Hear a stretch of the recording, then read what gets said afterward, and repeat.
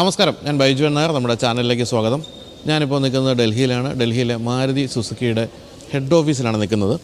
നമ്മളിപ്പോൾ കണ്ടുകൊണ്ടിരിക്കുന്നത് മാരുതി സുസുക്കിയുടെ ഏറ്റവും പുതിയ വാഹനം, അതായത് വരാൻ പോകുന്ന ഒരു വാഹനമാണ്. അതിൻ്റെ പേര് ജിംനി എന്നാണ്. നിങ്ങളിവിടെ നോക്കുകയാണെങ്കിൽ മാരുതിയുടെ ജീവിതത്തിലെ എല്ലാ മോഡലുകളും ഇവിടെ നിരത്തിയിട്ടിരിക്കുന്നത് കാണാം. പക്ഷേ നമ്മളിവിടെ വന്നിരിക്കുന്നത് ഇതൊന്നും കാണാനല്ല. മാരുതി എന്ന കമ്പനിയുടെ ഇന്ത്യയിലെ വിജയകഥ ഒന്ന് പറയാൻ വേണ്ടിയാണ്. വിജയകഥ പറയുമ്പോൾ നമ്മൾ ആദ്യമായിട്ട് പറയേണ്ടത് മാരുതി ആദ്യമായി ഇന്ത്യയിൽ എത്തിച്ച മോഡലിനെ പറ്റിയാണ്. ആ മോഡൽ ഇവിടെ സൂക്ഷിച്ചിട്ടുണ്ട്. 39 വർഷം കൊണ്ട് ഇന്ത്യൻ വാഹന രംഗത്ത് മാരുതി നടത്തിയൊരു വിപ്ലവം എന്ന് പറഞ്ഞാൽ അതിന് സമാനതകളില്ലാത്തതാണ്. വളരെ പ്രാകൃതാവസ്ഥയിലായിരുന്ന ഇന്ത്യയിലെ വാഹന രംഗത്തെ പൂർണ്ണമായിട്ടും ഉടച്ചു വാർത്ത് ഏറ്റവും ആധുനികമാക്കി മാറ്റിയത് മാരുതിയുടെ വാഹനങ്ങൾ വന്നപ്പോഴാണ്. മാരുതിയുടെ വാഹനങ്ങൾ എന്ന് പറഞ്ഞാൽ അത്രയും കാലം ഉണ്ടായിരുന്നത് അംബാസഡർ, ഫിയറ്റ് തുടങ്ങിയ വാഹനങ്ങളായിരുന്നെങ്കിൽ അതിനുശേഷം മാരുതി 800 എന്നൊരു വാഹനം വന്നതോടുകൂടിയാണ് ഇന്ത്യയിലെ വാഹന വിപണി ആധുനികമായത്. ആ ആദ്യത്തെ വാഹനമാണ് നമ്മളിന്ന് കാണാൻ പോകുന്നത്. അതായത് മാരുതി 800 ആദ്യത്തെ വാഹനം അതാണ് ഇവിടെ കാണുന്നത്. ഇന്ത്യയുടെ വാഹന ചരിത്രത്തിലെ ഏറ്റവും തിളക്കമുള്ള ഒരു നാഴികക്കല്ല് എന്ന് വേണമെങ്കിൽ നമുക്ക് ഈ ഒരു വാഹനത്തെ വിളിക്കാം. കാരണം ഇതിൻ്റെ വരവോടുകൂടിയാണ് ഇന്ത്യയിലെ വാഹനരംഗം മറിഞ്ഞത് എന്നാണ് പറയേണ്ടത്. ഞാൻ പറഞ്ഞു വരുന്നത് ഇതാണ് ഇന്ത്യയിൽ ആദ്യമായി റോഡിലൂടെ ഓടിത്തുടങ്ങിയ മാരുതി 800 എന്നുള്ളതാണ്. ഈ വാഹനം വാങ്ങിച്ചത് ഹർപാൽ സിംഗ് എന്നൊരാളാണ്. അന്ന് ഈ വാഹനം വരുന്നുവെന്ന് കേട്ടപ്പോൾ തന്നെ വലിയ ബുക്കിംഗ് ആയിരുന്നു. എല്ലാവരും ബുക്ക് ചെയ്തു. അതുകൊണ്ട് തന്നെ എല്ലാവർക്കും ഒരുമിച്ച് വാഹനം കൊടുക്കാൻ പറ്റില്ലല്ലോ. അതുകൊണ്ട് തന്നെ കമ്പനി ചെയ്തത് ഒരു ലക്കി ഡ്രോ നടത്തി. ലക്കി ഡ്രോയിൽ ആദ്യമായി വാഹനം കിട്ടേണ്ടയാളെ നറുക്കെടുപ്പിലൂടെ തിരഞ്ഞെടുത്തു. അങ്ങനെയാണ് ഹർപാൽ സിംഗിന് ആ നറുക്ക് വീണത്. അങ്ങനെ ഈ വാഹനം അദ്ദേഹത്തിന് സ്വന്തമാക്കാൻ സാധിച്ചു. 1984 ഡിസംബർ 14 ഹർപാൽ സിംഗിന് ഈ ഒരു വാഹനം കിട്ടിയത്. അന്ന് ഗുഡ്ഗാവിലെ മാരുതിയുടെ പ്ലാന്റിൽ വെച്ച് ഇന്ദിരാഗാന്ധി, അന്നത്തെ പ്രൈം മിനിസ്റ്റർ ഇന്ദിരാഗാന്ധിയാണ് ഹർപാൽ സിംഗ് എന്ന ഭാഗ്യവാന് ഈ വാഹനം സമ്മാനിച്ചത്. അതിനുശേഷം എത്ര വർഷം കടന്നുപോയെന്ന് ആലോചിക്കുക. 39 വർഷത്തിന് ശേഷം ഈ വാഹനം എവിടെയാണ് എന്ന് മാരുതി കമ്പനി ഒരു അന്വേഷണം നടത്തി വളരെ ദുഃഖകരമായ ഒരു രീതിയിലാണ് അതിൻ്റെ ഉത്തരം കിട്ടിയത്. കാരണം ഹർപാൽ സിംഗ് 2010 മരിച്ചു. അദ്ദേഹത്തിൻ്റെ ഭാര്യ 2012 മരിച്ചു. 2 പെൺകുട്ടികളാണ്. അവരൊക്കെ സ്ഥലമൊക്കെ മാറി പല സ്ഥലങ്ങളിലേക്ക് പോയി. ഈ വാഹനം ആരാലും നോക്കപ്പെടാതെ ഉപേക്ഷിക്കപ്പെട്ട നിലയിൽ കിടക്കുകയായിരുന്നു. ഏതാണ്ട് സ്ക്രാപ്പിലേക്ക് എത്തുന്നൊരവസ്ഥയിൽ കിടക്കുകയായിരുന്നു. എന്തായാലും മാരുതി ആ വാഹനത്തെ എത്ര രൂപയ്ക്കാണ് വാങ്ങിച്ചതെന്ന് അറിഞ്ഞുകൂടാ. അതിന് പൊന്നും വിലയ്ക്കായിരിക്കും അത് വാങ്ങിച്ച് ഗംഭീരമായിട്ട് റീസ്റ്റോർ ചെയ്ത് അവരുടെ ഡൽഹിയിലെ ഹെഡ് ക്വാർട്ടേഴ്സിൽ കൊണ്ടുവന്ന് ഇപ്പോൾ പ്രദർശിപ്പിച്ചിരിക്കുകയാണ്. അപ്പോൾ ഏറ്റവും പുതിയ മാരുതിയുടെ വാഹനങ്ങളോടൊപ്പം തന്നെ അതേ പ്രാധാന്യത്തോടു കൂടി കാണുകയാണ് നമ്മളിപ്പോൾ ഇന്ത്യയുടെ റോഡുകളിൽ ഓടിത്തുടങ്ങിയ ആദ്യത്തെ മാരുതി 800.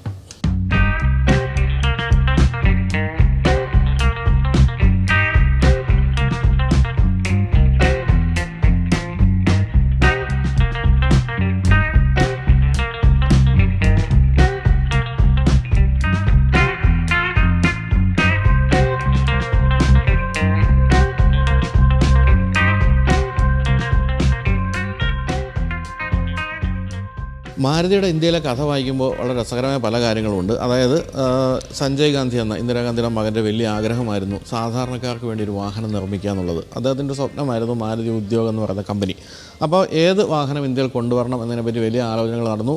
ഒരു ടീമിനെ രൂപീകരിച്ച് അവർ ലോകത്തിൻ്റെ പല ഭാഗങ്ങളിലും പോയി ഇന്ത്യക്ക് പറ്റിയ വാഹനം ഏതാണെന്നുള്ള ചർച്ച നടത്തി പല വാഹനങ്ങൾ കൊണ്ടുവരാൻ തീരുമാനിച്ചു. ആദ്യമായി കൊണ്ടുവരാൻ തീരുമാനിച്ചിരുന്നത് സത്യത്തിൽ ഫോക്സ് വാഗൺ ജെറ്റയായിരുന്നു. പക്ഷേ ഫോക്സ് വാഗണുമായിട്ടുള്ള എന്തോ പ്രശ്നം കൊണ്ട് നടന്നില്ല. അതിനുശേഷമാണ് ജപ്പാനിൽ പോവുകയും സുസുക്കിയുടെ ഒരു വാഹനം കണ്ടെത്തുകയും ചെയ്തു. SS80 എന്നായിരുന്നു ആ വാഹനത്തിൻ്റെ പേര്. ആ വാഹനം കണ്ടപ്പോൾ അവർക്ക് തോന്നി കൊള്ളാമല്ലോ, ഇത് ഇന്ത്യക്ക് പറ്റുന്നൊരു വാഹനമാണല്ലോ എന്ന്. അങ്ങനെയാണ് ആ വാഹനം സെലക്ട് ചെയ്യുകയും ഇന്ത്യയിൽ അത് നിർമ്മിക്കാൻ തീരുമാനിക്കുകയും ചെയ്തത്. നമ്മളിപ്പോൾ ഈ കണ്ടുകൊണ്ടിരിക്കുന്നത് പ്യുവർലി SS80 തന്നെയാണ്. കാരണം ഈ വാഹനം അവിടെ നിന്ന് പാർട്സുകളെല്ലാം കൊണ്ടുവന്ന് ഇന്ത്യയിൽ അസംബിൾ ചെയ്തതാണ്. അതായത് പൂർണ്ണമായും ജാപ്പനീസാണ് ഈ വാഹനമെന്നാണ് പറയേണ്ടത്. ആദ്യകാലത്തെ കുറേ വാഹനങ്ങൾ അങ്ങനെയായിരുന്നു. അതിൻ്റെ ഒരു ക്വാളിറ്റി തന്നെ തീർച്ചയായിട്ടും അറിയാനുമുണ്ട്. ഇന്ത്യയിൽ നിർമ്മിക്കുന്ന വാഹനത്തെക്കാളും തീർച്ചയായിട്ടും ക്വാളിറ്റി അന്ന് അവിടെ നിന്നും കൊണ്ടുവന്ന പാർട്സ് ഉപയോഗിച്ച് നിർമ്മിച്ച വാഹനത്തിനുണ്ടായിരുന്നു. 47,500 രൂപയായിരുന്നു അന്ന് ഈ വാഹനത്തിൻ്റെ വില. ഇപ്പോഴത്തെ ഒരു അവസ്ഥ നോക്കുകയാണെങ്കിൽ ഇപ്പോഴത്തെ ഒരു സെക്കൻഡ് ഹാൻഡ് മാരുതി 800 പോലും അതിനൊക്കെ വില കിട്ടുന്നുണ്ടെന്നുള്ള മറ്റൊരു കാര്യം. എന്തായാലും അന്ന് ഇപ്പോൾ ഹർപാൽ സിംഗ് ഇത് വാങ്ങിച്ചു കഴിഞ്ഞപ്പോൾ 1 ലക്ഷം രൂപയ്ക്കൊക്കെ അത് വാങ്ങിക്കാൻ വേണ്ടി ആൾക്കാർ ഇടിച്ചു നിൽക്കുകയായിരുന്നു. കാരണം വാഹനം കിട്ടാൻ ബുദ്ധിമുട്ടാണ്. അപ്പോൾ ഇതിന് അങ്ങനെ ഒരു എന്താ പറയുക അഡീഷണലായിട്ട് വില കൊടുത്ത് വേണമെങ്കിൽ പോലും വാഹനം വാങ്ങിക്കുക എന്ന് എല്ലാവരും ആഗ്രഹിച്ചിരുന്നു. അദ്ദേഹത്തിൻ്റെ അടുത്ത് പലരും ചെന്നിരുന്നു എന്നാണ് അറിഞ്ഞത്. പക്ഷേ അദ്ദേഹം പറഞ്ഞു ഇല്ല, വിൽക്കുന്നില്ല എന്ന് തന്നെയല്ല. അതിനുശേഷം സെൻ ഉൾപ്പെടെയുള്ള വാഹനങ്ങളൊക്കെ വന്നെങ്കിലും ഒരിക്കലും അദ്ദേഹം അതൊന്നും വാങ്ങിച്ചില്ല. മരിക്കുന്നവരെ 2010 വരെ ഈ വാഹനമാണ് അദ്ദേഹം ഉപയോഗിച്ചിരുന്നത്. ഇന്ത്യൻ എയർലൈൻസിലെ ഒരു ജീവനക്കാരനായിരുന്നു അദ്ദേഹം. അപ്പോൾ അന്ന് ആദ്യമായിട്ട് ഈ വാഹനം അദ്ദേഹത്തിന് കീ കൊടുക്കുന്ന ഒരു സെറമണി ഉണ്ടല്ലോ, അന്ന് ഇന്ദിരാഗാന്ധി വന്നപ്പോൾ ആ കൂടെ രാജീവ് ഗാന്ധിയും വന്നിരുന്നു. രാജീവ് ഗാന്ധി അന്ന് ഇന്ത്യൻ എയർലൈൻസിൽ പൈലറ്റായിരുന്നു. അതുകൊണ്ട് തന്നെ ഹർപാൽ സിംഗിനെ കണ്ടപ്പോൾ അദ്ദേഹത്തിന് അറിയാം, ഈ ഹർപാൽ സിംഗുമായിട്ട് പരിചയമുണ്ട്, ഇവർ ഒരുമിച്ച് ഒരു കമ്പനി ജോലി ചെയ്യുന്നുണ്ട്. അതുകൊണ്ട് തന്നെ വേദിയിലെത്തിയ ഹർപാൽ സിംഗിനെ രാജീവ് ഗാന്ധി ഹഗ് ചെയ്ത് സ്വീകരിച്ചൊക്കെയാണ് കീ കൊടുത്തത്. അന്നൊരു വലിയ വാർത്തയായിരുന്നു അത്തരം കാര്യങ്ങൾ. അന്ന് ഇന്ദിരാഗാന്ധിയിൽ നിന്നും ഹർപാൽ സിംഗ് ഏറ്റുവാങ്ങിയ കീയാണ് നമ്മൾ ഈ കാണുന്നത്. ഒരുപക്ഷെ കീ മാറ്റി കാണും കേട്ടോ, ഞാൻ എന്തായാലും ആലങ്കാരികമായിട്ട് പറഞ്ഞു എന്ന് മാത്രമേ ഉള്ളൂ. എന്തായാലും വളരെ ചെറിയ ഒരു പാവം കീയായിരുന്നു അന്നൊക്കെ 800 ഉണ്ടായിരുന്നത്. രസകരമായ അവസ്ഥ എന്ന് വെച്ചാൽ 8 പേര് വരെ ഹർപാൽ സിംഗിൻ്റെ കാലത്തിൽ സഞ്ചരിച്ചിട്ടുണ്ടെന്ന് അദ്ദേഹം എഴുതിയിട്ടുണ്ട്. അതായത് ഇടിച്ചു തള്ളിയ ആൾ അദ്ദേഹത്തിൻ്റെ കുടുംബ വീടായ മീററ്റിലേക്കും പഞ്ചാബിലേക്കൊക്കെ ധാരാളം യാത്ര നടത്തിയിട്ടുണ്ട്. ആദ്യത്തെ യാത്ര, അതായത് ഇത് വാങ്ങിച്ചതിന് പിറ്റേ ദിവസം അദ്ദേഹവും കുടുംബവും കൂടി മീററ്റിൽ പോയി. ആ യാത്രയെപ്പറ്റി അദ്ദേഹം എഴുതിയിരിക്കുന്നത് വെച്ചാൽ ഒരു സ്ഥലത്തും വണ്ടി നിർത്താൻ പറ്റാത്ത അവസ്ഥയായിരുന്നു. ആൾക്കാർ ഇടിച്ചു വന്ന്, അന്ന് പിന്നെ സെൽഫി ഇല്ലാത്തതുകൊണ്ട് അതായിരിക്കില്ല, പക്ഷേ എല്ലാവരും വന്ന് വാഹനം കാണുകയും തൊട്ട് നോക്കുകയും വില ചോദിക്കുകയും ഇതെന്താണ്, ഇത് ഏത് വണ്ടിയാണെന്നൊക്കെ ചോദിച്ചിട്ടുള്ള ഒരു പ്രശ്നമുണ്ടല്ലോ. കാരണം വെച്ചാൽ ഇത്രയും ചെറിയൊരു വാഹനമൊന്നും അന്നാരും കണ്ടിട്ടില്ല. എല്ലാവരും കണ്ടിരിക്കുന്നത് അംബാസഡറും പത്മിനിയൊക്കെ ആയിരുന്നുകൊണ്ട് തന്നെ അങ്ങേയറ്റം ജനങ്ങൾ ഏറ്റെടുത്തു ആ ഒരു യാത്രയിൽ പോലും ഈ വാഹനം എന്ന് അദ്ദേഹം എഴുതിയിട്ടുണ്ട്. എന്തായാലും വളരെ ഗംഭീരമായി സൂക്ഷിക്കുകയും 2010 വരെ അദ്ദേഹം കൊണ്ടുനടക്കുകയും ചെയ്തു. ഈ 800 എന്ന് പറയുന്ന ഈ മോഡൽ കമ്പനി നിർത്തിയത് 2014 2014 നിർത്തുമ്പോഴേക്കും 27 ലക്ഷം 800 വിറ്റഴിഞ്ഞിരുന്നു എന്നുള്ളതാണ് കണക്ക്. അതൊക്കെ ലോക ചരിത്രത്തിൽ തന്നെ വലിയ സംഭവമാണ്. അതിനുശേഷമാണ് ഓൾട്ടോ 800 എന്നൊരു വാഹനത്തിലേക്ക് മോഡൽ മാറിയത്. അതോടുകൂടി മാരുതി 800 വിസ്മൃതിയിലായി. ഈ രൂപത്തിൽ നിന്നും പിന്നെ പല മാറ്റങ്ങളും പല മോഡലുകളും വന്നിരുന്നെങ്കിലും പേര് ഒരിക്കലും മാറ്റിയിരുന്നില്ല. മാരുതി 800 എന്ന് തന്നെയായിരുന്നു. എന്ന് തന്നെയല്ല 800 എന്ന് മാത്രം ഒരു വാഹനത്തിന് പേരിട്ടോ എന്ന് ആലോചിച്ച് നോക്കുക. കാരണം മാരുതി എന്ന് പറയുന്ന കമ്പനിയുടെ പേരാണ്.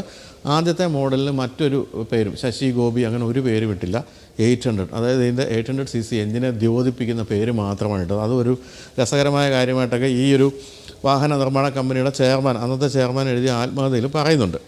എന്തായാലും അന്നും ഇന്നും നമ്മളെ നോക്കി നിർത്തിപ്പോകുന്ന ഒരു രൂപം തന്നെയാണ് 800 നല്ല രസമല്ല, എന്ത് ക്യൂട്ടാന്ന് നോക്കിയേ. അത് പറഞ്ഞു വന്നപ്പോഴാണ് ഞാൻ മറ്റൊരു കാര്യം നമ്മൾ ഈ അടുത്ത കാലത്ത് മഹേഷും മാരുതി എന്ന് പറയുന്നൊരു സിനിമ വന്നപ്പോൾ അതിനെപ്പറ്റി 1-2 വീഡിയോ ഒക്കെ ചെയ്തിരുന്നു. ഈ കഥയാണ് ആ കഥയ്ക്ക് അവലംബം എന്നാണ് പറയേണ്ടത്. അതായത് അതിൽ മഹേഷിൻ്റെ അച്ഛനൊരു മാരുതി പണ്ട് വാങ്ങിക്കുന്നു. അത് അവസാനം കമ്പനി തിരിച്ചെടുത്ത് കൊണ്ടുവന്ന് ആദ്യത്തെ ബാച്ചിൽപ്പെടുന്ന വണ്ടി ആയതുകൊണ്ട് തന്നെ വാഹനം വലിയ വില കൊടുത്ത് കമ്പനി തിരിച്ചു വാങ്ങിച്ച് അവരുടെ ഹെഡ് ഓഫീസിലേക്ക് കൊണ്ടുവരുന്നതാണ് അതിൻ്റെ ഒരു അവസാനം, ആ സിനിമയുടെ അവസാനം. അത് ഈ ഒരു കഥയിൽ നിന്നും പ്രചോദനം ഉൾക്കൊണ്ടാണ് അതിൻ്റെ സംവിധായകനും തിരക്കഥാകൃത്തുമായ സേതു എഴുതിയെന്ന് സേതു എന്നോട് പറയുണ്ടായി. അപ്പോൾ ഈ ഒരു കഥ അങ്ങനെ ഒരു വലിയ പ്രചോദനം കൂടി ആയിട്ടുണ്ട്. അത് മാരുതി കമ്പനിയുടെ കൂടെ സഹായത്തോടു കൂടിയാണ് അതിലെ പല ഭാഗങ്ങളും ചിത്രീകരിച്ചതെന്നും സേതു നമ്മുടെ ഇൻ്റർവ്യൂവിൽ പറയുന്നുണ്ട്. എന്തായാലും അന്നത്തെ വാഹനത്തിൻ്റെ രജിസ്ട്രേഷൻ DIA 6479 എന്നുള്ളതായിരുന്നു. അത് ഇപ്പോൾ പുതിയ നമ്പർ പ്ലേറ്റൊക്കെ വന്നേ ഉള്ളൂ. ഈ വാഹനത്തിൻ്റെ പഴയ പടങ്ങളൊക്കെ നോക്കുകയാണെങ്കിൽ കാണാം അന്നും ഇന്നും ഒക്കെ ഇത് തന്നെ. ഇതും വൈറ്റാണ് ഇപ്പോഴും. ഈ വാഹനം സ്ക്രാപ്പായ ഒരു അവസ്ഥയിൽ നിന്നും മാരുതി കമ്പനി തന്നെയാണ് ഇതുപോലെ റീസ്റ്റോർ എടുത്ത് എല്ലാ ഒറിജിനൽ പാർട്സാണ് ഇപ്പോൾ ഇതിലും ഉപയോഗിച്ചിരിക്കുന്നത്. എന്തായാലും ആ കാലത്ത് ഇന്ത്യയിലെ നല്ല ലോകത്തിലെ തന്നെ എല്ലാ മീഡിയയിലും നിറഞ്ഞു നിന്നൊരു വാഹനമാണ് ഇപ്പോൾ നമ്മുടെ മുന്നിൽ കിടക്കുന്നതെന്ന് മനസ്സിലാക്കുക. ഇപ്പോഴും നിങ്ങൾ നെറ്റൊക്കെ നോക്കിക്കഴിഞ്ഞാൽ ഫസ്റ്റ് മാരുതി 800 എന്ന് കാണുകയാണെങ്കിൽ ഈ വാഹനത്തിൻ്റെ പടവും ഇതിൻ്റെ കീയ് ഇന്ദിരാഗാന്ധി ഹർപാൽ സിംഗിന് കൊടുക്കുന്ന പടമൊക്കെയാണ് കാണാൻ പോകുന്നത്. അപ്പോൾ ഇതിനെപ്പറ്റി കൂടുതലും ഞാൻ ഇങ്ങനെ ചുറ്റും നടന്ന് വിശദീകരിക്കേണ്ട കാര്യമൊന്നും തോന്നുന്നില്ല. എന്തായാലും ആ ഒരു ഡയമെൻഷനൊക്കെ ആയാലും ഇതിൻ്റെ ഒരു വലിപ്പമായാലും ഒക്കെ എത്രത്തോളം രസകരമായിരുന്നു എന്ന് നോക്കുക. എന്നെയൊക്കെ സംബന്ധിച്ച് ഇതിൻ്റെ ഒരു ഓർമ്മ എന്താണെന്ന് വെച്ചാൽ ഈ വാഹനം നമ്മുടെ വീട്ടിലൊക്കെ പഴയ പ്രീമിയർ പത്മിനിയൊക്കെ ഉണ്ടായിരുന്നു. അപ്പോൾ ആദ്യകാലത്ത് അച്ഛനെ കാണാൻ വേണ്ടി അച്ഛൻ്റെ ഒരു ഫ്രണ്ട് വന്നപ്പോൾ ഈ വാഹനം കൊണ്ടുവന്നു. എന്നിട്ട് അച്ഛനും ഫ്രണ്ടും കൂടെ വീട്ടിൽ നിന്ന് സംസാരിക്കുമ്പോൾ എന്നോട് പറഞ്ഞു ആ വണ്ടിക്ക് അന്ന് എന്തോ ഒരു ഫയലോ മറ്റോ എടുത്തുകൊണ്ട് വരാൻ പറഞ്ഞ് കീ തന്നു. അന്നാണ് ഞാൻ ഈ മാരുതി 800 എന്ന് പറയുന്ന സംഭവത്തിൻ്റെ ഉൾഭാഗം കാണുന്നത്. ഇതിങ്ങനെ തുറന്ന് നോക്കുകയും ഇതിൽ നിന്നൊരു മണം വരുമല്ലേ, പുതിയ വണ്ടിയുടെ മണം. ആ മണം ഇപ്പോഴും എൻ്റെ മൂക്കിലുണ്ട്. ആ മണം വരികയും ഇതിൻ്റെ ഇൻറ്റീരിയറിൻ്റെ ഒരു ക്വാളിറ്റി കാണുകയും ചെയ്ത് ഞെട്ടിപ്പോയി. കാരണം നമ്മുടെ വീട്ടിൽ ഞാൻ പറഞ്ഞല്ലോ പഴയ ഒരു പ്രീമിയർ പത്മിനിയായിരുന്നു. അന്ന് തന്നെ ഈ ഒരു കമ്പനി അല്ലെങ്കിൽ ഈ ഒരു വാഹനം ഇന്ത്യയുടെ വാഹന വിപണിയെ മാറ്റിമറിക്കും എന്ന് എൻ്റെ കുഞ്ഞു മനസ്സിൽ അന്നേ തോന്നിയാണ്. അത് തന്നെ സംഭവിക്കുകയും ചെയ്തു. എന്തായാലും ഇപ്പോഴും നോക്കുക എത്രത്തോളം ഗംഭീരമാണ് ഇൻറ്റീരിയർ എന്നുള്ള കാര്യം. തന്നെയല്ല ഈ ഡോർ അടയ്ക്കുമ്പോഴൊക്കെയുള്ള ശബ്ദം അതുകൂടി ഒന്ന് കേൾക്കാം. അപ്പോൾ കൂട്ടാ കണ്ടോ ആ ഒരു ടക്ക് സൗണ്ട് ഉണ്ടല്ലോ, അതൊക്കെ ഇപ്പോഴത്തെ പുതിയ വാഹനങ്ങളിൽ കണ്ടെത്താനാവില്ല എന്നുള്ളത് മറ്റൊരു സത്യമാണ്. അതുപോലെ തന്നെ പിൻഭാഗത്ത് മറ്റൊരു രസകരമായ കാര്യം ഇതിൻ്റെ ഉണ്ടായിരുന്നത് ഇതായിരുന്നു. ഈ കാണുന്ന ഗ്ലാസ് തുറന്നാണ് ഇതിൻ്റെ സാധനങ്ങൾ അല്ലെങ്കിൽ ബൂട്ടിലേക്കുള്ള ഒരു എൻട്രി എന്ന് പറയുന്നത് ഇത് തുറന്നായിരുന്നു എന്നുള്ളതാണ് മറ്റൊരു കാര്യം. അതും പൊതുവെ വാഹനങ്ങൾക്ക് കാണാത്തൊരു സംഭവമാണല്ലോ. എന്തായാലും ഇന്ത്യയുടെ വാഹന വിപണിയെ മാറ്റിമറിച്ച ആ വാഹനത്തിൻ്റെ ഉൾഭാഗം കൂടി നമുക്കൊന്ന് കാണാം.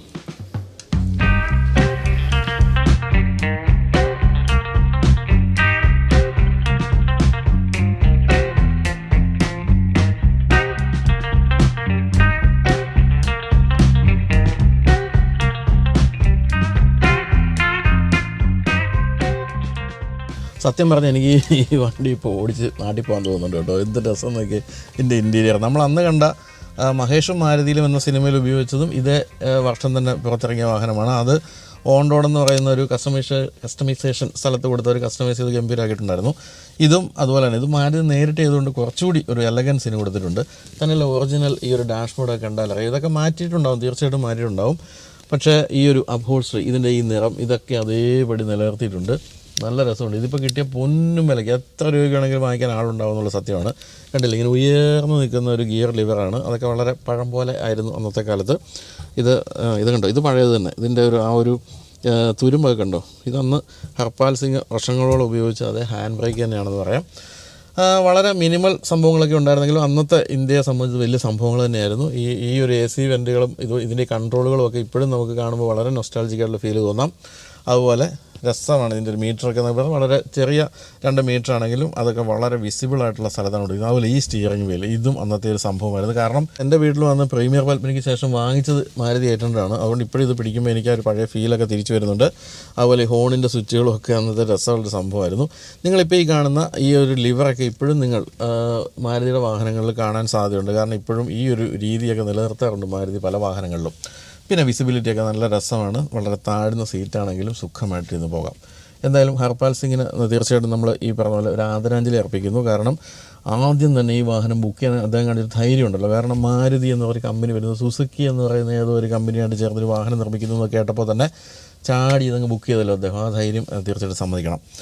അപ്പോൾ ഇതിൻ്റെ ഈ കാണുന്ന ഡോർ പാഡിലെ ആ ഒരു ഡോറിൻ്റെ ഹാൻഡിലും അതൊക്കെ കണ്ടില്ലേ, നല്ല രസമാണല്ലോ. അതിൻ്റെ ലോക്കും ഒക്കെ കണ്ടോ, അതൊക്കെ രസകരമാണ്. അങ്ങനെ എല്ലാ തരത്തിലും രസകരമായ വാഹനമായിരുന്നു. നമ്മുടെ ജീവിതം മാറ്റിമറിച്ച ഈ വാഹനമാണ്. ഇനി നമുക്ക് ഇതിൻ്റെ എഞ്ചിൻ ഒന്ന് തുറന്ന് കാണാം.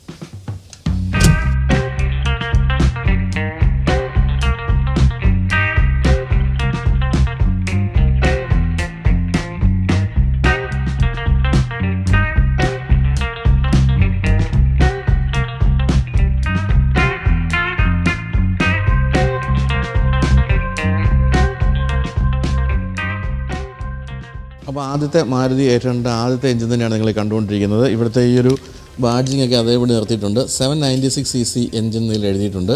35 bhp എഞ്ചിനായിരുന്നു. ഇന്നത്തെ കാലം നോക്കുമ്പോഴത്തേക്കും അതൊക്കെ വളരെ ചെറിയ എഞ്ചിൻ പവർ ആയിരുന്നെങ്കിലും അന്ന് AC ഒക്കെ ഇട്ടാൽ പോലും ഞാൻ പറഞ്ഞില്ല 8 പേരെ പോലും ഹർപാൽ സിംഗ് ഇതിൽ കൊണ്ടുപോയിട്ടുണ്ടെന്നാണ് പറഞ്ഞത്. ആ രീതിയിൽ അന്നത്തെ കാലം വെച്ച് നോക്കുമ്പോൾ പവർഫുള്ളായിരുന്നു എന്നാണ് പറയേണ്ടത്. എന്നാൽ എഞ്ചിൻ ബേയും ഒക്കെ അന്നത്തെ മറ്റ് വാഹനങ്ങളുമായിട്ട് നോക്കുമ്പോൾ വളരെ ആധുനികമായിരുന്നു എന്ന് കാണാം. ഇപ്പോഴും നല്ല വൃത്തിയായിട്ട് സൂക്ഷിക്കുന്നുണ്ട്. എൻജിൻ പഴയത് തന്നെയാണ് ഇപ്പോഴും വെച്ചിരിക്കുന്നത്.